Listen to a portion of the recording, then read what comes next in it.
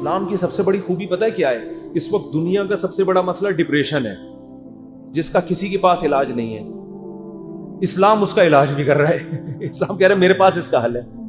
میں اگر لسٹ بنانا شروع کروں نا لوگوں کے فون سن کر کہ کتنے لوگ ہیں جن کے میرے بیان سن کے 5 سال سے ڈپریشن کی گولیاں کھا رہے تھے، وہ گولیاں چھوٹ گئیں، تو آپ حیران ہو گئے.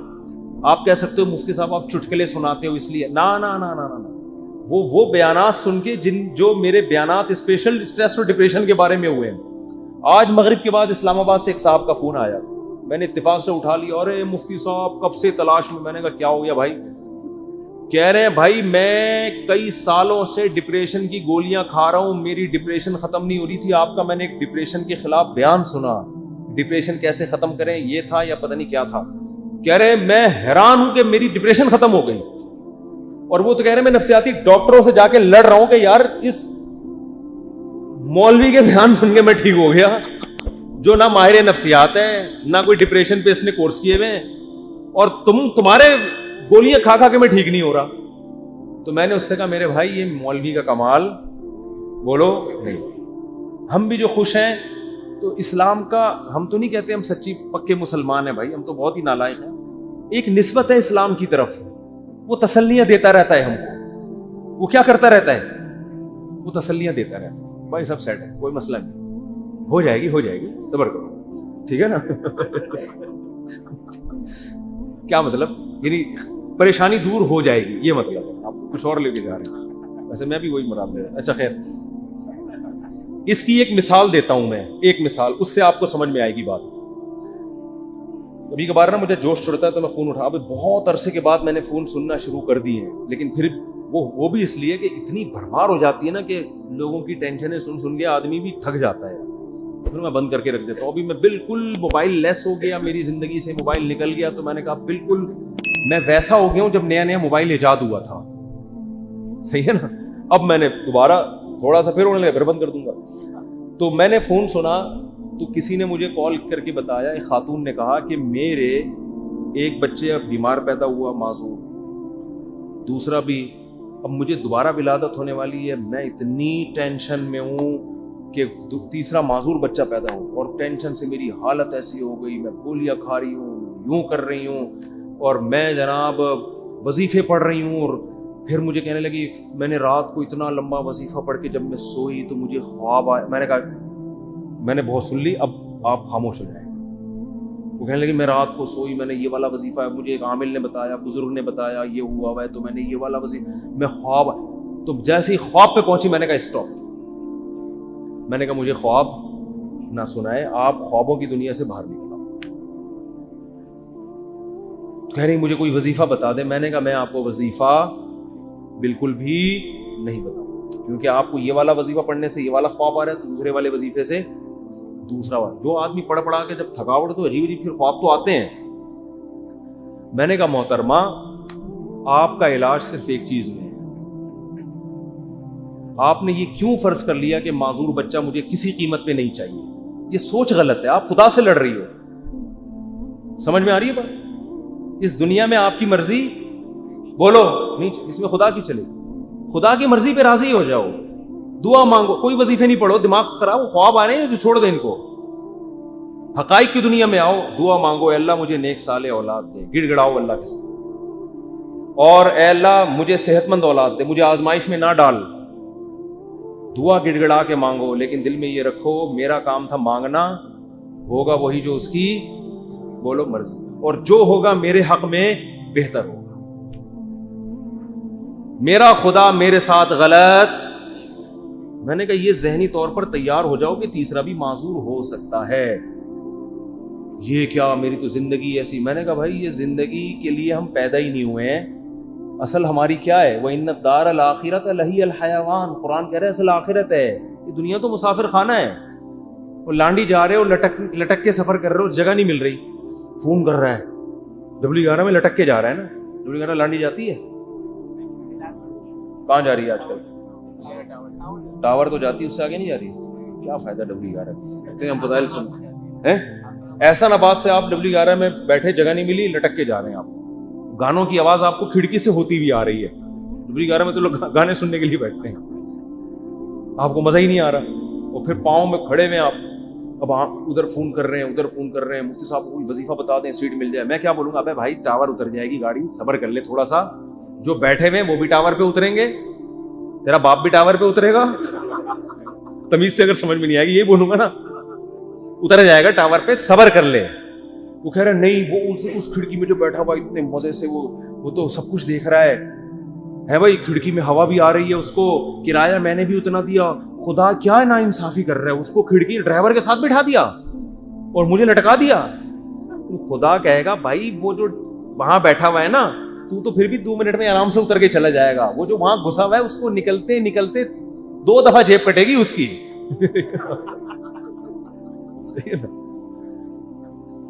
تو یہ ٹینشن برداشت کر لو, دنیا کیا ہے, مسافر خانہ ہے.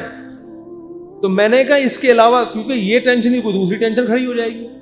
پھر میں نے اس خاتون سے کہا, میں نے کہا آپ کا معذور بچہ پیدا ہو, اور وہ معذوری بھی ناقابل برداشت نہیں تھی, تو آپ یہ سوچ لو کہ دنیا میں بہت سے لوگ ایسے ہیں جو اس سے بھی زیادہ ٹینشنوں میں ہیں. میں نے کہا آپ کا شوہر اچھا ہے, آپ کو کھلا رہا ہے پلا رہا ہے, سسرال سپورٹ کر رہا ہے, بچوں میں ایک فالٹ پیدا ہو رہا ہے, اس سے بھی بڑی بڑی ٹینشنیں, ایسے ایسے میاں ملے ہوئے ہیں, مارتے ہیں پیٹتے ہیں, زندگی عذاب بنائی ہوئی ہے.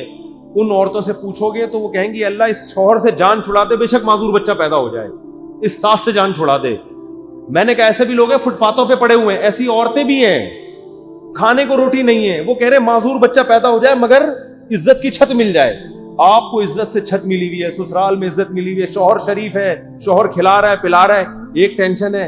اور یہ ٹینشن بھی اللہ کیا کہہ رہا ہے, میں نے ان کو حدیث سنائی, من سخط فلہ الرضا, نبی نے فرمایا جب اللہ کسی مشکل میں ڈالے, فلہ السخط, تو جو اللہ سے ناراض ہو گیا نا اللہ بھی اس سے ناراض, اور جو اللہ سے راضی رہا اللہ بھی اس سے راضی رہے گا, اللہ کی رضا ملے گی. بھائی ایک صحابیہ نبی کی خدمت میں آئی, عرض کیا یا رسول اللہ مجھے دورہ پڑتا ہے, کوئی مرگی کا یا کوئی آصف کا دورہ تھا کیا تھا, میں جسم کے کپڑے پھاڑ دیتی ہوں, بالکل ایسے ہو جاتی ہوں, اور میری طبیعت بہت خراب ہو جاتی ہے, آپ اللہ سے دعا کریں میری یہ بیماری ٹھیک ہو جائے. تو نبی نے کیا فرمایا, فرمایا ٹھیک ہے میں اللہ سے دعا کروں گا تمہاری بیماری ٹھیک ہو جائے گی, لیکن پھر جنت کی گارنٹی نہیں, پھر جنت کی گارنٹی نہیں ہے. عمل ہے, اچھا عمل ہوا تو جنت, میزان کا ترازو بھاری ہو گیا, نہیں ہوا تو کیا جہنم. لیکن اگر تم اس بیماری پہ صبر کرو اور اس اللہ کی تقدیر پہ راضی ہو جاؤ, جنت کی گارنٹی. کیونکہ اس صبر پہ جو تمہیں اجر ملے گا نا وہ اتنا بھاری ہوگا کہ اگر زندگی میں کچھ گناہ ہوئے بھی تو یہ نیکی ان گناہوں کو کیا کرے گی, کھا جائے, پھر جنت کی گارنٹی ہے. ان صحابیوں نے عرض کیا یا رسول اللہ جنت کی گارنٹی چاہیے, بے شک یہ بیماری ختم نہ ہو. بات آ رہی ہے سمجھ. اب اس خاتون کو ڈپریشن کیا ہو گئی, یعنی جو صحابیاں تھیں ان کو ڈپریشن ختم, بس اس بیماری کو گزارا کرنا, اسی میں گزارا کرنا ہے, اسی میں گزارا. اور جب انسان صبر کی ٹھان لیتا ہے تو قرآن کہتا ہے کہ اللہ کی طرف سے تسلیاں ملتی ہیں, تھپکیاں ملتی رہتی ہیں, اللہ بھی اس کا ہاتھ تھامتے ہیں. جیسے قرآن میں آتا ہے وَرَبَطْنَا عَلَىٰ قَلْبِهَا لولا الربطنا, کیا ہے, ان کادت لتبدی بھی لولا الربطنا علی قلبها. حضرت موسیٰ کی ماں نے جب اپنے بچے کو, بس یہ آخری بات کر کے بیان ختم کرتا ہوں, اپنے بچے کو صندوق میں ڈالا نا اللہ کے حکم پہ, تو قرآن کہہ رہا ہے موسیٰ کی ماں کا دل صبر سے کیا ہو گیا, خالی. لیکن اللہ کا حکم تھا اس کو صندوق میں ڈالو. اب ماں کیسے ڈالے بھائی اپنے ہاتھ سے, اور وہ بھی دریا کے حوالے. اور قرآن کہہ رہا ہے وہ صندوق گیا کہاں, فرعون کے گھر میں. موسیٰ علیہ السلام کی ماں کو اطلاع دے دی ان کی بیٹی نے, تو فرعون نے اٹھا لیا. قرآن کہہ رہا ہے کیونکہ اب اللہ کے حکم پر سب کچھ ہو رہا ہے, قرآن کہہ رہا ہے ہم نے موسیٰ کے ماں کا دل کو تھام لیا, رسیوں سے باندھ دیا, جو لفظی ترجمہ ہوگا باندھ دیا کہ یہ بے صبری نہ ہو جائے. ان کادت لتبدی بھی لولا الربطنا علی قلبها. قرآن کہتا ہے موسیٰ کی ماں ایسی بے صبری ہوئی کہ قریب تھا کہ جا کے فرعون کو بتا دیتی کہ میرا بچہ ہے مجھے دے واپس, جذبات میں آ جاتی.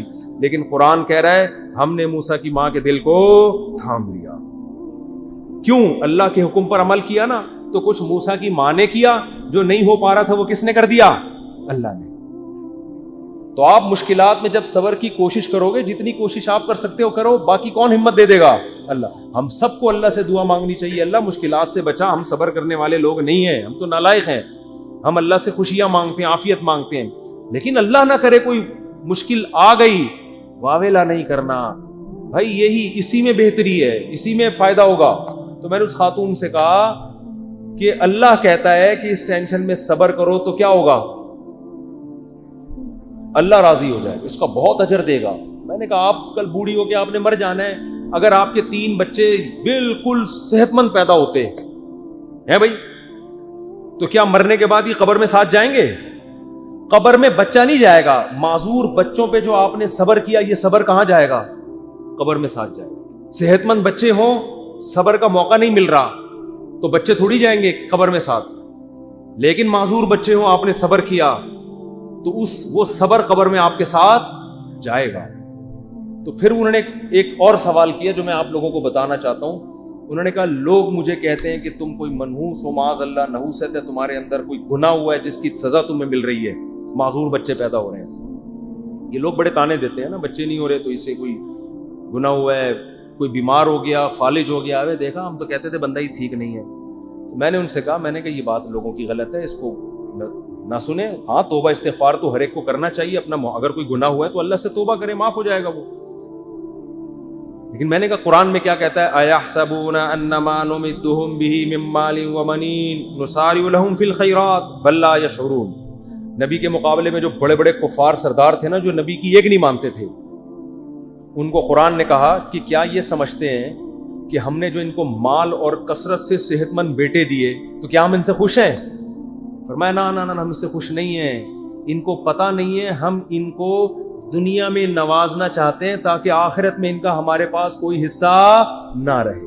اور نبی کو وہ تانا دیتے تھے کہ تم, آپ کا بیٹا نہیں ہے بھائی, نبی کو تانا دیتے تھے آپ کا بیٹا نہیں ہے کوئی, اور خود 10 11 بیٹے لے کے گھومتے تھے. میں نے کہا اگر یہ بیٹے کثرت سے ہونا اور صحت مند ہونا اس کی دلیل ہے کہ اللہ خوش ہے, اس کا مطلب اللہ ابو جہل سے بہت زیادہ خوش تھا. صحیح ہے نا, عتبہ ابن ولید سے اللہ بہت زیادہ خوش تھا. یہ خوشی کی دلیل نہیں. اس کا مطلب اللہ, ہمارے سابق صدر تو ولی اللہ تھے, پھر تو ہمارے سابق صدر 5 سال کامیاب حکومت کر کے گئے ہیں, جو نہ ایوب خان کر سکا اور نہ کوئی اور تاریخ میں کوئی ہمارا سیاستدان جو اتنی محنت کے بعد اوپر تک پہنچا وہ بھی نہیں کر سکتا. 5 سال کامیاب ہوئے, تو کیا اس کی علامت ہے کہ اللہ کے ولی ہیں؟ وہ ہے نہیں ہے, تو اللہ ہی بہتر جانے, لیکن یہ اس کی علامت نہیں ہے. بہرحال تو بھائی یہ آزمائش ہے, صبر کرنا ہے. تو یہ تو اسلام ہی بتا رہے ہیں, اسلام کے علاوہ نفسیاتی ڈاکٹروں کے پاس تو اس کا علاج نہیں. اگر کوئی اچھا ڈاکٹر ہوگا تو وہ بھی قرآن و سنت ہی کا حوالہ دے گا آپ کو. دماغی بیماری ہے بھائی, گولیوں سے تھوڑی بہت کور ہو جائے گی. بچھڑا ہوئے محبوب کا غم گولیوں سے ہلکا ہو جائے گا. ہلکا ایک آدمی کی شادی نہیں ہوئی, جہاں وہ چاہ رہا تھا وہ بھاگ گئی, ڈاکٹر ٹینشن کی گولیاں دے کے سلا دے گا. وہ جب اٹھے گا تھوڑے دن تک سیٹ رہے گا, اس کے بعد پھر یاد آئے گی. گولی کو کیا پتا کہ اس کے ساتھ اصل مسئلہ ہے کیا, گولی کو کیا پتا اس کے ساتھ اصل مسئلہ ہے کیا. گولی کو تھوڑی پتا ہے. وہ ٹینشن کی گولی تو سلا دے گی, تھوڑے کیمیکل اوپر نیچے کر دے گی, اس سے تھوڑا سا ریلیکس ہو جائیں گے آپ. پھر جب خیال آئے گا یار وہ پھر آئے گی, تو پھر وہ ڈاکٹر پھر سلا دے گا آپ کو ٹیکا لگا کے. ڈاکٹر بیچارہ وہ اپنی لحاظ سے صحیح کر رہا ہے, وہ کہہ رہا ہے میرے پاس تو یہ آپشن ہے, میری جب بھاگی تھی تو میں نے بھی یہی کیا تھا. یہی ہے, یہ حل نہیں ہے. دماغ میں ٹینشن سے جو بیماری پیدا ہوئی ہے تو اس کا علاج کیا ہے بھائی؟ ٹینشن سے تو نکلو. پہلے آپ کو اچار کھانے سے گلا خراب ہوا, تو اب گلا ٹھیک جب تک نہیں ہوگا جب تک پہلے اچار کھانا چھوڑو گے نہیں. وہ کھا رہے ہو آپ اور پھر غرارے بھی کر رہے ہو, گلا تو عجیب کنفیوز ہو جائے گا, یار یہ ہو کیا رہا ہے میرے ساتھ. تو اس ٹینشن سے تو یہی حل ہے. اب یا تو ٹینشن کا حل یہ کہ وہ بھاگی بھی واپس لے آؤ, وہ ڈاکٹر کے بس میں ہوتا نہیں, یا اس کے ابا مان جائیں, وہ کسی کے بس میں نہیں ہوتا. تو پھر یہی ہے بھائی, دنیا مسافر خانہ ہے گئی, تو ویسے بھی بڈھے ہو جانے تھے. بڈھوں کو دیکھ لیا کرو جو ان کے پرانے جو بوڑھے ہو چکے ہیں نا, وہ لیلا مجنو کو سوچ لیا کرو, لیلا کس قبر میں سو رہی ہے اور مجنو کس قبر میں سو رہا ہے. اب کوئی آپس میں ریلیشن ہے؟ کوئی پتھر سے نہ مارے میرے دیوانے کو, بم کا زمانہ ہے اڑا دو سالے کو, کوئی ہے ایسا ریلیشن آپس میں؟ کچھ بھی نہیں ہے, سب فینش.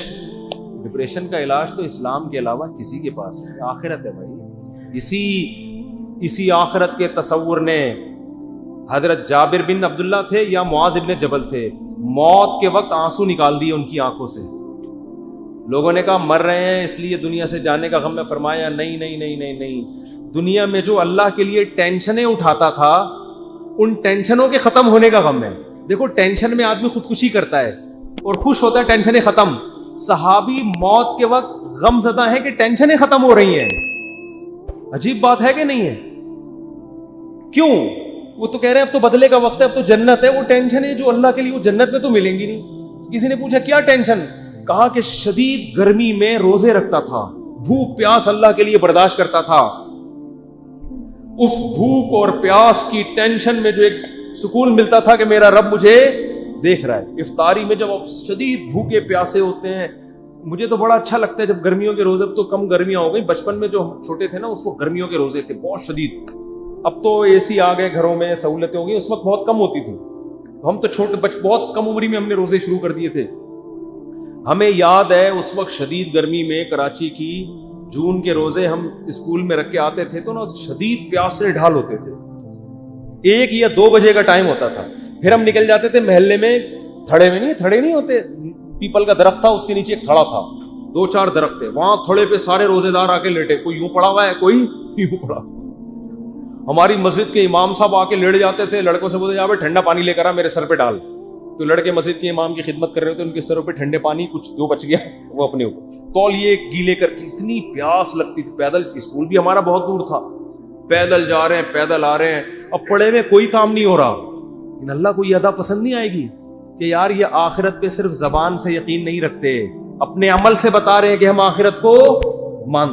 پھر ہم نہانے جاتے تھے نا، ہمیں اندازہ ہوتا کتنا ٹھنڈا پانی اوپر گرتا تھا، ایک قطرہ حلق میں نہیں نگل رہے، حالانکہ اب نگل لیں گے تو کوئی دیکھنے والا نہیں، لیکن نہیں بھائی بتایا ابا نے اماں نے، بھائی بہت لوگوں کو اپریشیٹ کرنے کے لیے میرا خیال ہے ٹھیک کام ہے۔